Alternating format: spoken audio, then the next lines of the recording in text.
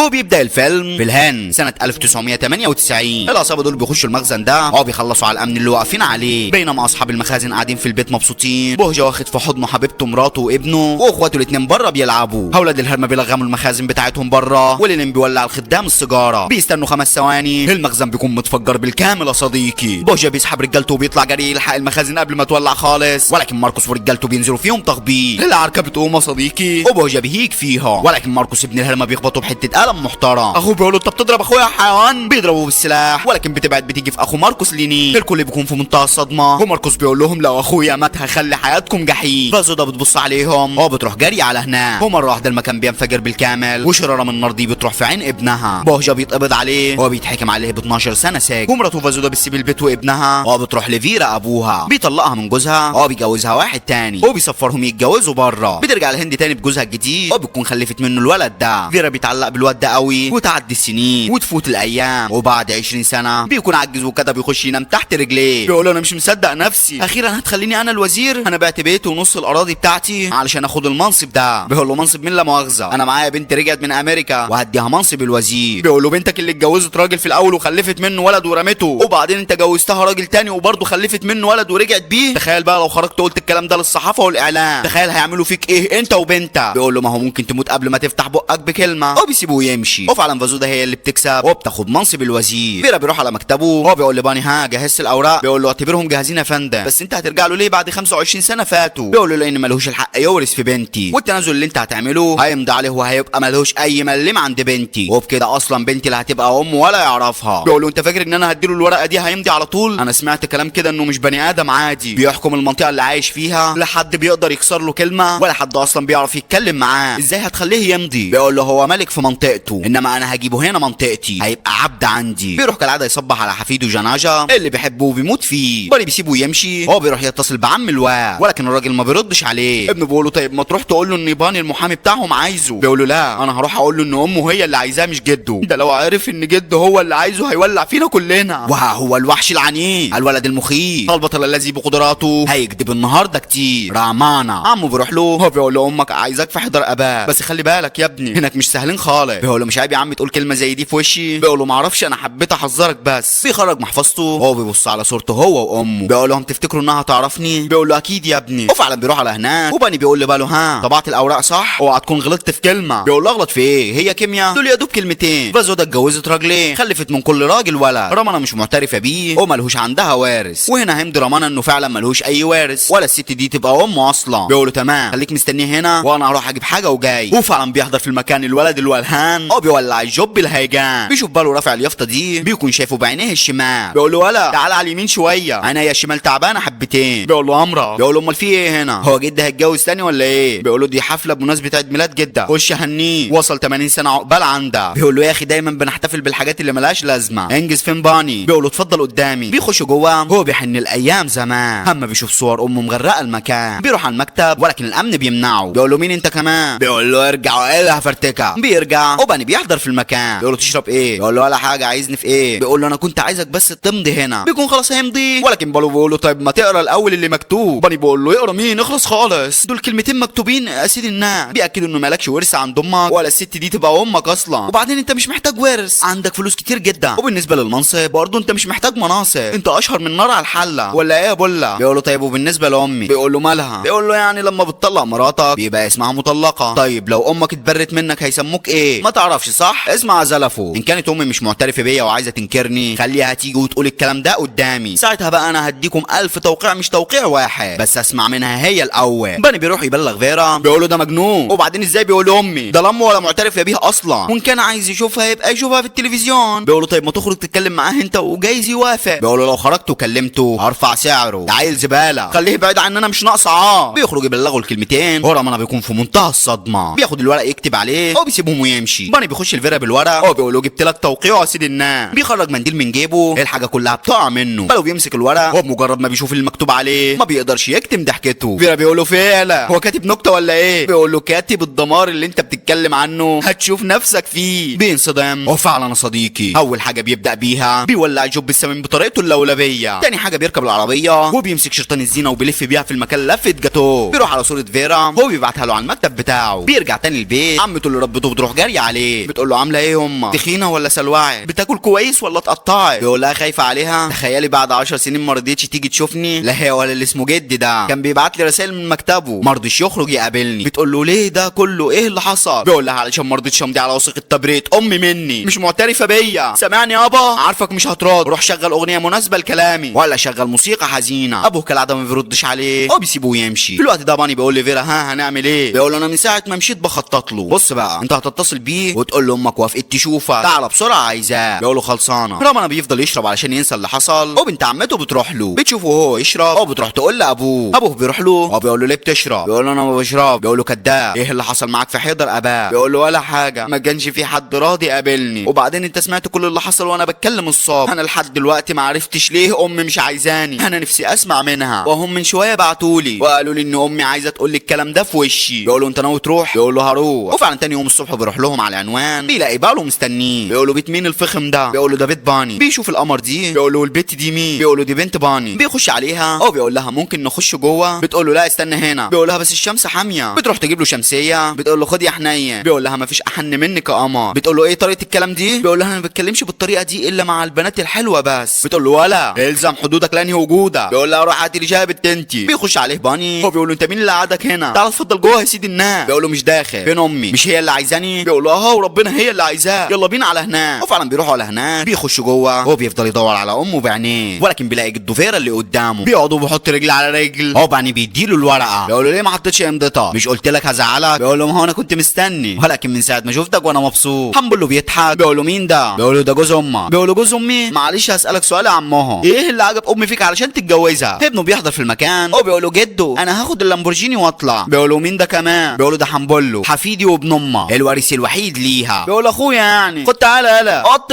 خلاص يلا غو. ما امها راجل عر انت. فين امي؟ بيقول له امضي الاول وبعدين هجيبها لك. بيقول له تيجي واتكلم معاها وبعدين هبقى امضي. بيقول له يا ريتني خليت الامن قتلوك لما جيتني المكتب. بيقول له وطي صوتك انا بسمع كويس واحفظ نفسك وسنك علشان ما هزقكش. بيكون هيقوم له ولكن ما بيقدرش وبيقعد يقع. بيشاور له على الورقه. بيقول له عايز نمضي؟ لا مش همضي. وبيسيبه ويمشي. بيخرج بره وقبل ما يلبس النضاره بيشوف حد بص عليه من فوق، حد هو عارفه ده مين صديقي. بيبص عليها ولكن بتمشي وتسيبه. باله بيخرج له هو بيقول له طالما انت مش عايز ورث امضي الورقه دي وريح دماغك. بيقول له امضي واتنازل عن امي؟ مستحيل اتنازل عنها الا لما هي تتنازل عني واشوف واسمع الكلام ده منها بوداني. وبيسيبه ويمشي. وبيفتكر اللي كان ايام زمان، ايام ما امه كانت هي الحب والحنان. في الوقت ده باني بيقول لفيرا انا نفسي اعرف انت ليه مش سايب الواد ده في حاله. بيقول له ده ممكن يجيب لنا العار ويعرف الناس كلها ان بنتي هي امه، وبكده هيبقى له الحق ياخد منصب امه من بعد ما تموت، ولذلك لازم يمضي الوثيقه دي علشان يتنازل عن ورثه علشان رسميا بنتي ما تبقاش امه. في الوقت ده زكي حفيدي جانجا هو اللي هيبقى الوزير من بعد امه، فهم؟ وبعدين انا سمعت ان الواد ده معجب ببنتها، ابعتها له، احنا جربنا معاه العافيه، خلينا نجرب معاه الحنيه. وفعلا باني الراجل الزباله بيروح لبنته وبيقول لها ابوس ايدك يا بنتي انا خلاص هطرد من شغلي. بتقول له ليه يا بابا ايه اللي حصل؟ بيقول لها رئيسي في الشغل عايزني امضي رمانه على ورقه ورمانه منشف دماغه وانا مش عارف اقنعه ازاي، روحي لي قاضي يوم 2 3 واتكلمي معاه. وفعلا بتاخد الورقه وبتروح له في شغله. بتقول له احنا جايين نقضي يومين في القريه وللاسف ما لقيناش فنادق. بيقول لها ازاي يعني اكيد في فنادق. باله بيقول له يرضيك الامر دي تروح فندق وبيت جوزها المستقبلي قصد اخوها المستقبلي موجود. بيقول له عندك حق. بيسيبه وبيرجع تاني البيت وواحد من رجالته بيكون ماسك اخو ماركوس نازل فيه تخبيط. بيخش عليهم بيقول الراجل بتاعه ما اعترفلكش وقال لك ليه ما بعلناش احنا البضاعه بعد ما اتفقنا عليها. بيقول له في واحد تاني عرض عليه 100,000 زياده وابن الهرمده باعها له. بيقول له ما قالش اسمه؟ بيقول له لا. ومره واحده بيرن تليفون الشخص ده الراجل بتاع رمانه بيقول له هو ده الراجل اللي خد منه البضاعه. بيكون مين؟ ماركوس يا صديقي. رمانه بيرد عليه هو بيقول له لو لمست شعره من اخويا هخلص عليك مهما كنت انت مين. بيرزع اخوه بحته قلم محترم بيقول له خد اخوك زي العسل. كنت بتقول ايه يا عسل؟ بيقول له اقسم لك لو اخويا ما رجع سالم لحد عندي. بيقول له استنى بس وليه الحلفان انا جاي لك كمان. وفعلا بيروح له بيقول له عايشنا يا عم ماركو فاكرني انا اللي انت حرقت المخازن بتاعته زمان ودخلت ابويا السجن. بيقول له فين اخويا؟ بيقول له مستعجل ليه مش نصفي اللي بينا الاول؟ بيقول له انا سجنت ابوه انا حرقت المخازن بتاعتكم وريني بقى هتعمل ايه يا روش. وبيدوا له عصايه في دماغه. بيقول له ده مصيرك يا ابني بعد ما اخلص عليك هروح اخلص على ابوه. تفتكر ان ده هيحصل يا صديقي؟ لا لا لا لا والله. بيربط الطرح على دماغه واول واحد فيهم بيعلق له دراعه. ارجع يلا. محمد العنتري بيخش عليه ولكن هي واحده بيجيب عليه وطيه. اللي بعديه اقسم ما هعديه. بيمسك العصايه دي وهي واحده 2 3 والرابعه بتكون وين يا صديقي وين. بيخلص عليهم كلهم بيقول له انت قاعد ليه؟ قوم حزين. بيقول له انت رايح فين؟ فين اخويا؟ بيقول له كنت هنسى. بيرمي السيجاره دي على العربيه بيفجرها وسبحان الله العربيه بتلف يكون اخوه مربوط في الشاسيه. وانا كمختار هعدي زي ما عديت المشهد اللي قبليه. في الوقت ده هاريداس بيتصل بفازودا بيقول لها بقى انت عايزه تقبضي عليا يا بنتي، خليكي بعيده عن طريقي، انا راجل مجرم والحكومه عارفينه ومطنشين، بلاش تعيش عليا انا دور الشريفه وقولي لي عايزه كام وتسيب الموضوع ده. وبالنسبه للمحامي اللي انت موقفاه انا عارف هبعده ازاي عن طريقي. بيقفل معاها وفعلا ابن الهرمه بيبعت فيديو للمحامي لبنته وهي في المدرسه، يعني من الاخر لو ما بعتش هيقتل بنته. وفعلا موظف من موظفين فازودا بيقول لها المحامي يا فندم ساب قضيه هاريداس. بتنصدم بتقول لهم مش مشكله، انا هشوف اي محامي تاني، وطول ما انا عايشه مش هسيب ابن الهرمه ده الا لما احطه في السجن بايديا. وابوها بيكون سامع وشايف كل اللي حصل، بيقول لها ما تسيبيه يا بنتي في حاله، هاريداس صحيح مجرم ولكن ممكن نحتاج له في يوم من الايام، مش كل حاجه بتمشي بالسلطه يا بنتي. بتقول له ده واحد مجرم لازم ياخد عقابه وكله بالقانون. بيسيبها وبيروح لباني بيقول له لسه ما جبتش توقيع الواد ده، بيقول له شغال يا فندم. وفعلا بنته وباله بيكونوا معاه ورمانه بيكون دايب في البان، بيسهروا وبيشربوا لحد ما رمانه بيجيب اخره. البنت بتخرج قلم وباله بيخرج له الورقه، بيقول لهم ايه ده؟ بيقول له مفيش، انا هلعبك لعبه، لو كسبت هديك ازازه تانية هتكتب اسمك بالكامل هنا واتحداك تعملها. بيضحك وبيقول له الطاطا ليلى، قولوا بقى انكم جايين هنا عشان تمضوني مش حبا فيا. بيقول له اخرب بيت عقلك انت فايق. بيلسعوا بحته قلم محترم، بياخدوا شنطهم وبيهربوا من المكان. بيروحوا للميكانيكي بيقول له خلصت العربيه؟ بيقول له لسه ما فيهاش فرامل. بيقول له مش لازم. وفعلا بيركبوا العربيه وبيرجع بظهره، بيكسر الصنم. صنم مين يا صديقي؟ صنم ليتن اخو ماركو. رجاله ماركوس بيزنوهم زنقه كلاب وماركوس بيحضر في المكان، بيقول لرجالته دول ضيوفنا يا رجاله، خدوا البت دي واعملوا معاها الواجب. ولكن بيحضر في المكان الولد الفنان، بيرمي الازازه دي على السل، بيزلزل المكان، بيخش عليهم كدب ما تقولش سوبرمان. بيقول له خد البت وروح في العربيه، بياخدها وبيخرج من وسط الجيش ده اسد محدش عنده الجرأه يقرب منه. بيفكرني بنفس الواد الكداب ده يا صديقي. المهم بيركب العربيه ومن بعدها البنت بتدوب فيه، بيوصلهم البيت وبيسيبهم ويمشي. ولكن وهو راجع الشرطه بتقبض عليه وبياخدوا على اسم الشرطه. الظابط بيقول له ده انت ليلتك طين. بيقول له انا عايز اعرف حاجه بس يا باشا، هو انا ليه هنا؟ بيقول له انت اتهجمت على فيرا رئيس الوزراء ودمرت له بيته وتقول لي انت ليه هنا؟ بيقول له انا ما بهزرش يا باشا، هو انا بجد ليه هنا؟ هو بيولع سيجاره. بيقول له انت اتجننت؟ بيقول له ايدك يا باشا لا توحشه. بيخش باله عليهم بيقول له خلاص يا باشا سيبه، انا جبت له كفاله. بيخرجوا من القسم ورمانه بيقول له انت ليه جبت كفاله؟ انا ما عملتش اصلا حاجه. بيقول له تعالى هفهمك بره. وفعلا بيفهمه، بياخده وبيروح جري بيها على بيت فيرا، بيلاقيه بياكل. بيقول له تعالى كل ولا بلاش الاكل خساره فيه، ها اتعلمت الادب ولا اعلمك زياده؟ هات الاوراق دي يا ابني. بص يلا ان كنت عايزني اسيبك في حالك امضي هنا وروح على بيتكم، لا مش هتمضي، المره الجايه مش هخرجك من السجن. بياخد الشكوى دي من باله بيقول لي بني انت اللي كاتب الشكوى دي صح؟ معلش اقراها. بني بيفتح الملف بيقول انا فيرا بقدم شكوى لاسم شرطه حيدر اباه، في مجرم اسمه رمانه جه اتهجم على بيتي. واللي حصل كالاتي بالظبط الساعه 10:30 الصبح مسك طفايه السجاير وكسر بيها شاشه 85 بوصه. رمانه بيمسك الطفايه وبيكسر بيها الشاشه. بيقول لي بني كمل واياك توقع. بيقول بعدها مسك الكرسي رماه على الازاز الايطالي الغالي ومسك مفرش السفره شده دمر كل اللي عليه، ده غير الانتيكات الغاليه. مسك ضرفه الدولاب ودمر النيش اللي بحوالي مليون روبيا. واما امن القصر جه علشان يوقفه بيقول له لا سيب لي الطلعه دي. بيكسر عظمهم بكل سهوله وبيرميهم كلهم على جنب واحد. بيقول له كمل. بيقول له مسك فرش السفره ورماه ناحيه النجفه المصري الغاليه جدا وشد النجفه وجابها على الارض. ومره واحده الشرطه بتحضر في المكان، بيبص قدامه بيلاقي امه اخيرا نزلت واقفه قدامه، ما بيكونش مصدق عينيه، هو بيفضل ثابت مكانه. امه بتروح له ولكن بتلسعه بحته قلم محترم. هو بتقول له انت اتربيت في بيت محترم ولا في الشارع؟ وبعدين ايه اللي مخليك تخش معاه في حوارات يابا؟ بيوت اراضي ولا بني يديله اللي هو عايزه، وبعد ما ياخد اللي هو عايزه لم الحاجه دي وارميها في الزباله. رمانه بيفضل واقف وسهم الله نازل عليه، بياخد القلم من الامن هو بيروح يمضي لجده وبيتنازل عن كل حقوقه في امه. وقبل ما يمشي بيمسك البتاعه دي وبيمسي على صوره جده وبيسيبهم ويمشي. بالو والبت بيروح وراه. البت بتقول له انا اسفه. بيقول لها ليه؟ انت عملتي اللي عملتيه علشان خاطر ابوكي، وبعدين انا مش زعلان من حد غير نفسي، انا اللي كنت عايز امي ربوني في الشارع، طب ليه ما فضلتش معايا وربتني هي في البيت؟ بتقول له ما تزعلش منها، دي لحظه شيطان. بيقول لها شيطان مين؟ دي كانت عايزاهم يرموني في الزباله، هو انت كنت فاكراها على اللي اتكسر؟ لا كان قصدها عليا انا امي عمرها ما ضربتني وانا صغير، دلوقتي ضربتني وانا كبير. صدقوني انا مش زعلان، انا كده على الاقل ارتاح، عرفت ان امي مش عايزاني. بيرجع تاني لشغله وكتب بيكون عارف كل اللي حصل. بيروح له هو بيقول له شفت امك غدرت بيك ورمتها، حط ايديك في ايديا خلينا ندمرها. بيقفل عليه باب المصنع وبيعمل معاه الواجب على انفراد. ابن الهرمه بيفضحهم وبيبعت له الشرطه البيت. مساعد الشرطه بيقول له خلي بالك يا باشا وخش البيت ده باحترام. بيقول له خلاص خالص. بيخش جوه هو بيقول له رمان انا خرجتك من الاسم عندي بكفاله، تروح تتهجم على ناس تانيين؟ بيقول له قصدك كتا هو اللي اتهجم عليا. الراجل ده بيقول له دخلتك هنا غلط يا باشا، فبيلسعه بحته قلم محترم. ما تعرفش صديق الرجاله بيخرجوا عليه منين ومنين وبيكتفوه مكانه. رمان بيقول له بص يا حماده، الراجل اللي زقك عليا ده عارف ان انا ممكن اقتلك، بس انا مش هنولها له، ولكن اقسم لك لو كترت معايا هنولها له وهنفذ له اللي هو عايزه، فاحسن لك انفد بجلدك من القصه دي وما تقربش هنا تاني. بيسيبه ويمشي. ابوه بيقول له ايه اللي حصل؟ الظابط بيقول له هجم على بيت رئيس الوزراء، هو ما سابش حاجه سليمه. بيرجع له ولكن ابوه بيقول له انت اتجننت. بيقول له يا سلام السما هتمطر النهارده، اخيرا اتكلم. بيقول له اسمع يا ابني، لو جدك عايزك تمضي له وخلص نفسك. بيقول له تفتكر بعد اللي عملوه هنفذ لهم طلبهم؟ بيقول له لا انت مش فاهم حاجه. عايز تعرف ليه امك سابتني؟ هحكي لك كل اللي حصل. زمان اما قامت الحريقه في المخزن، في شطاره دخلت في عينها، ساعتها كنت مرتبك لان عمك خلاص هيتسجن، لان هو اللي قتل ليتين. وسط الدربكه دي امك قالت لي تعالى نروح بالواد المستشفى. انا ما كنتش مركز وقلت لها مش هروح بحد دلوقتي. زعلت مني وسابت لي البيت ومشيت راحت بيت ابوها. واما جت علشان تاخدك من هنا خلت عمتك قفلت في وشها الباب، لان ما كانش فيها دماغ افكر. واحنا في المحكمه سالت عمتك عن عينها، عمتك قالت لها ان الدكتور قال مش هيرجع يشوف زي الاول من عينيه الشمال. كنت المفروض تروح للدكتور وقت الحادثه. فازو ده بتغضب وبتشاور على جوزها، هو بتقول له مستحيل اسامحها. وجدك طبعا عارف اني بريء ولكن فضل ساكت وشهد ان انا اللي قتلت اخو ماركوس. مش ده اللي مزعلني ولا في اي حاجه بيني وبينهم. انا قلت لك ايه السبب اللي امك سابتني علشانه، دلوقتي انت لازم تدور وتعرف السبب اللي امك سابتك علشانه. انا قضيت 10 سنين في السجن، ليه ما رجعتش وخدتك من البيت هنا؟ على ما اعتقد اللي كان ممكن يمنعها انا، وانا كنت في السجن. فانت يا ابني ما تلومش على حد، بدل ما بتاكل في الناس روح واعرف امك ليه سابتها. بيخرج يسكر ويشرب والشرطه بتروح تقبض عليه، ولكن ما بياخدوهوش على السجن، بياخدوه لرئيس العصابه. ده بيقول لرجالته نزلوه. تنزلوا مين؟ هو نازل لوحده ابن الكدابين. التاني بيجي عليه بيخبطه في الاكسدام وبيخرج الجوب السمين، بيولعه من دماغه وبياخد شده وبيريح حبتين. كلهم بيروحوا عليه هايجين جايين على مين؟ ارجع حزين. بينزل فيهم تخبط بكل غباء، بيكسر عظم نصهم. ورئيس العصابه بيقول للي باقي منهم انا قابض على جثته مليون روبيا، خلصوا عليه. خلصوا على مين؟ اركن يلا اللي بعده انا هساعده. بيخلص عليهم كلهم بكل حرفيه، ما بيكونش فاضل غير الزعيم بتاعهم. بيخرج السلاح وبيخبطه بطلقه لكن ما بتجيش فيه. بيقرب منه وبيطلع اهمى صديقي. بيرزعه بحته قلم محترم وبيقول له احكي لي مين اللي بعتك يا ابن الهرمه. بيقول له جده. بيقول له جابوا لنفسه الغشيم. تاني يوم الصبح امه بتكون رايحه الوزاره، العربيه دي بتخش فيها بتقلبها بالعربيه بتاعتها، بياخدوها على المستشفى والدنيا بتكون مقلوبه هناك. رمنا بيروح جري على هناك ومحدش بيكون راضي يدخله، بيفضل مستني تحت ساعات. ومره واحده بيسمع المذيعه بتقول واخيرا الوزيره فاقت ودلوقتي هتتكلم مع الصحافه والاعلام. بيروح جري على القاعه والصحفيه دي بتقول لها ممكن تقول لنا ليه انكرت ابنك رمانا الكبير؟ فيرا بيقول لهم لو سمحتوا يا جماعه بلاش اسئله ملهاش لازمه، يا ريت ما نطلعش بره الموضوع. فازو ده بتبص قدامها بتشوف رمانا صديقي، بتمسك المايك وبتقول احنا احيانا بنبعد عن الحاجات اللي بنحبها علشان الحاجات دي تكمل وتعيش. انا نفسي تعرفوا انا ضحيت قد ايه علشان خاطر البلد دي. مش قصدها البلد يا صديقي، قصدها ابنها، لانه زمان لما رجعت لابوها قالت له بابا بهوجه خلاص اتسجن، انا هروح اجيب ابن رمانا. بيقول لها بلاش. بتقول له اشمعنى؟ بيقول لها انت عايزه ترجعي له؟ انا ما عنديش اي مشكله، ولكن تجيبي الواد ده هنا مستحيل. وخلي بالك لو رجعتي بجوزك مش هيبقى حريق مخزن وضيع عن ابنك وبس، لا هيتحرق البيت بالكامل باللي فيه. بتنصدم. بيقول لها ما تنصدميش، ايوه انا اللي حرقت المخزن وان اللي كان في رقبته تعوير بسيط ولكن انا اللي كملت عليه. فازو ده بتخلص تفكير وبتسيب الكل وتمشي. فيرا بيروح لرمانا هو بيقول له الكل عارف ان هاري داس هو السبب في اللي حصل لامك علشان امك كانت عايزه تسجنه، وان كنت فاكر نفسك بطل بجد قرب من منطقه هاري داس. بياخد منه العنوان وبيسيبه ويمشي. بني بيروح له هو بيقول له يا فندم انا عايز اعرف انت ليه طلقت بنتك من جوزها الاولاني اللي هو